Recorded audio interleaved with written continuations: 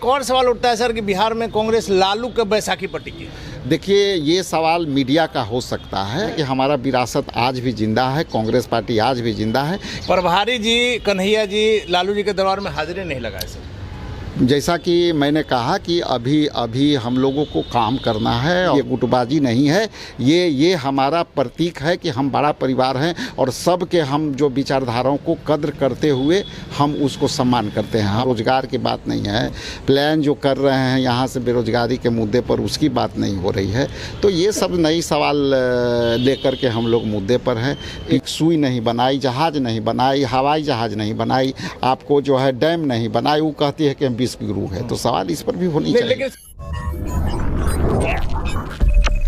नमस्कार, आप देख रहे हैं ब्रेकिंग बिहार। अभी हमारे साथ बिहार पर प्रदेश कांग्रेस के अध्यक्ष राजेश राम। आज वक्फ बिल भी लोकसभा में पेश किया जाएगा और इसको लेकर के बिहार की राजनीति गर्म है। इसके साथ ही साथ जिस प्रकार से कांग्रेस ने चुनाव के समय अपने अध्यक्ष को, बिहार प्रदेश के अध्यक्ष को जो चेंज किया, अखिलेश सिंह की जगह राजेश राम को लाया है, इन तमाम मसलों पर बात करेंगे। सबसे पहले सर, आज वक्फ बोर्ड को जो संशोधन बिल जो है सर आज पेश होने वाला है लोकसभा में। देखिए, ऐसा है कि ये वक्फ बोर्ड जो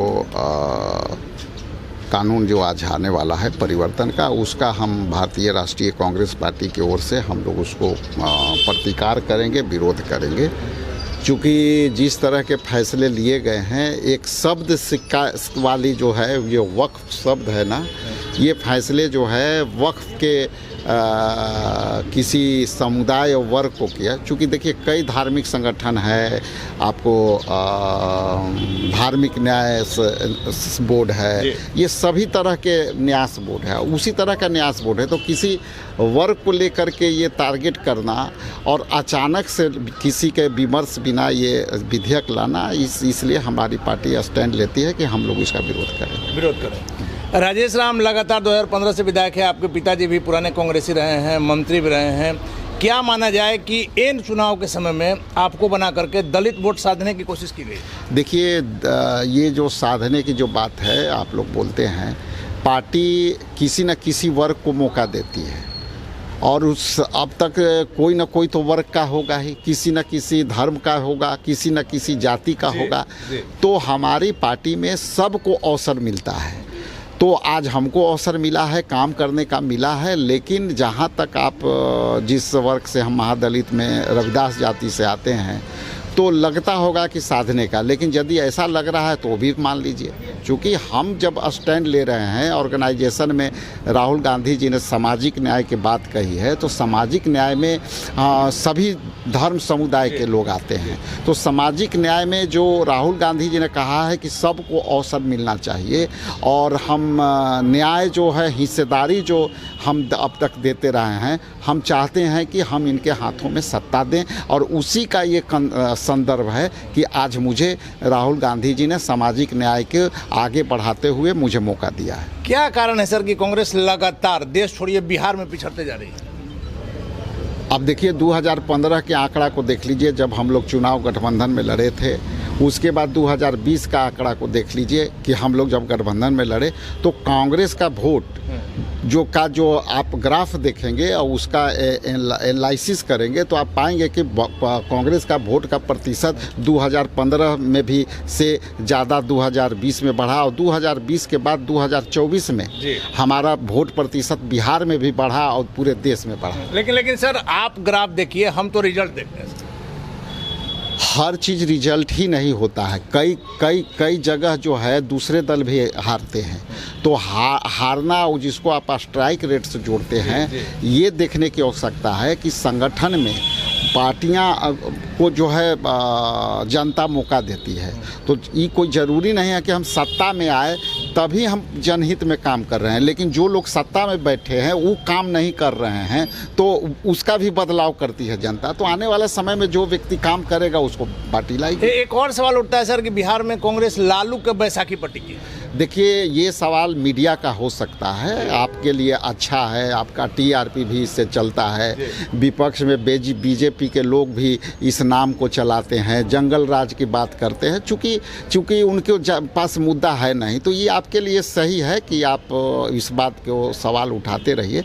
लेकिन हम लोगों का स्टैंड इंडिया गठबंधन का क्लियर कट है कि हम लोग स्टैंड ले रहे हैं कि हम लोग पूरी ताकत से एकजुटता से चुनाव लड़ेंगे और आने वाला समय में जो वर्तमान सरकार है उसको रोकेंगे। सर, एक बात से इनकार नहीं किया जा सकता है कि बिहार के किसी गांव में आप चले जाइए, बुजुर्ग लोग जो हैं, पुराने कांग्रेसी हैं, उनको सिर्फ उभारने की, सामने लाने की ज़रूरत है।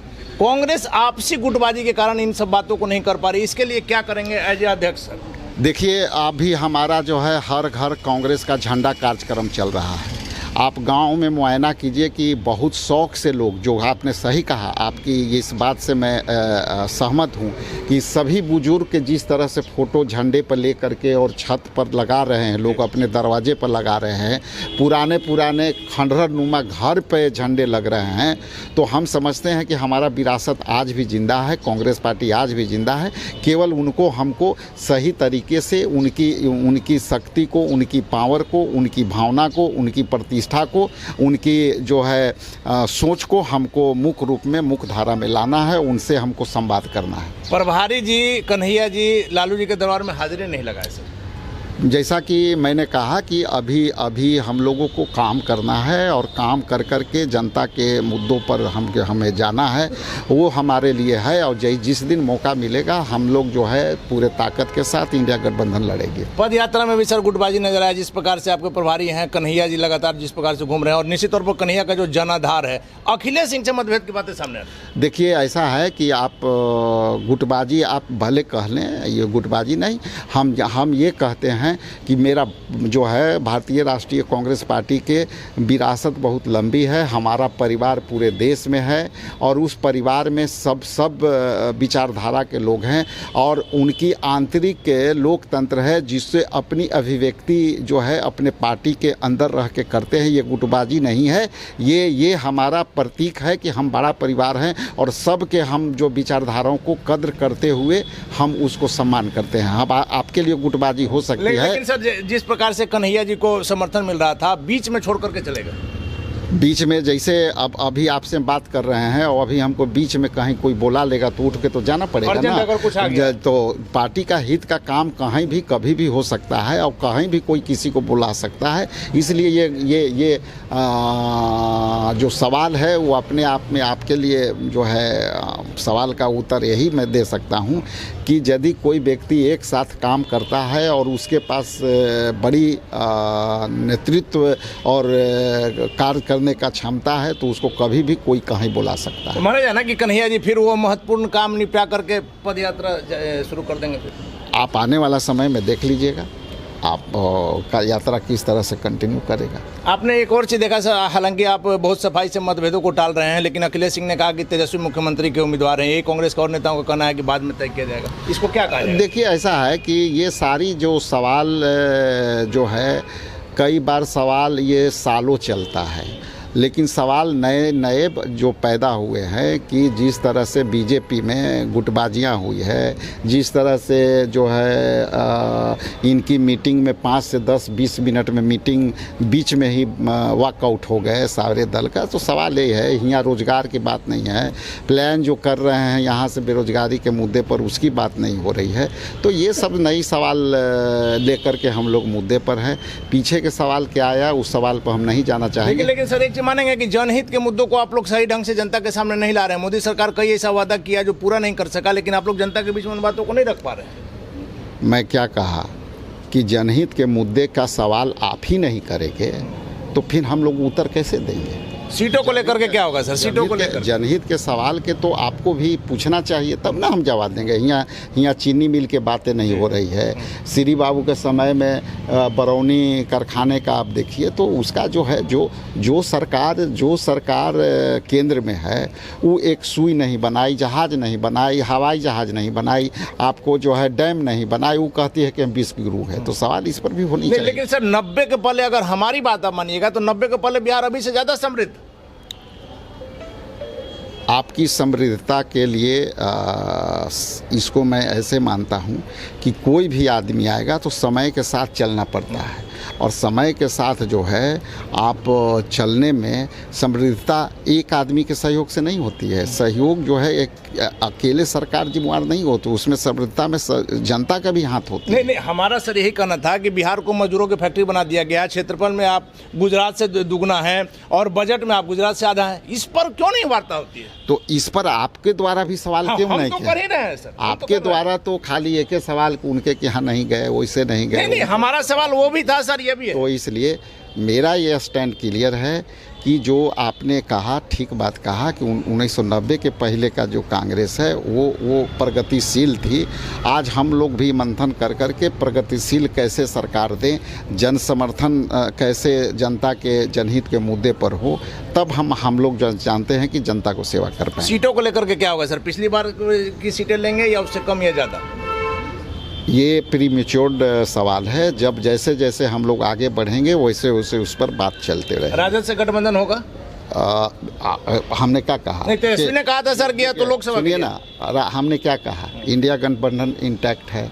इंडिया गठबंधन जो है हम लोग मिलजुल करके वर्तमान सरकार को रोकेंगे, उसी में सारा बात। चलिए आखिरी सवाल है सर, 2-3 बातें जो आप जनता के बीच में जाएंगे चूंकि चुनावी वर्ष।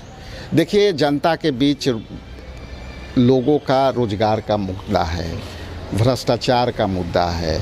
अभी जैसे ये आवास जो हो रहा है, पहले के इंदिरा आवास योजना, अभी के पीएम आवास योजना, अभी सर्वे काम कर रहा है, इतनी भ्रष्टाचार है कि उस पर जो है हम लोग लगातार हो। तो ये सब मुद्दे लेकर के हम जाएंगे। जनहित के मुद्दे में रोजगार है, बेरोजगारी है, आपको जनहित के मुद्दे में यहाँ कल कारखाने नहीं है, जनहित के मुद्दे में यहाँ विदेशी लोग यहाँ NRI आन करके जो है फैक्ट्री लगाना चाहते हैं, वो फिर वापस कैसे चल जा रहे हैं। तो इस सब पर हम लोग को आगे बढ़ना। धन्यवाद सर। जनहित के मुद्दों को लेकर के बिहार प्रदेश कांग्रेस अध्यक्ष का दावा है कि जनता के बीच में जाएंगे और निश्चित तौर पर लगातार हमने आपको कहा है कि 90 के पहले का बिहार अभी से ज़्यादा समृद्ध था। मूल जो मुद्दा है उससे जनता का ध्यान भटकाने के लिए तमाम राजनीतिक पार्टियां जो है अपना अपना हथकंडा चलाती है। वैसे में जब कहा जाता है कि बिहार में बैसाखी के सहारे कांग्रेस है, राजेश राम का सीधे तौर पर कहना है कि महागठबंधन अटूट है, किसी प्रकार की इसमें टूट नहीं है और समय आएगा तो वो हो जाएगा। सीटों के बंटवारे पर अभी पहले बात नहीं करना है, लेकिन